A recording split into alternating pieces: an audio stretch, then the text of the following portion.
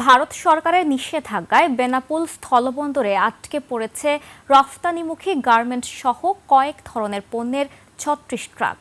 বন্দরের বাইরে রয়েছে পণ্য বোঝাই আরও শতাধিক ট্রাক।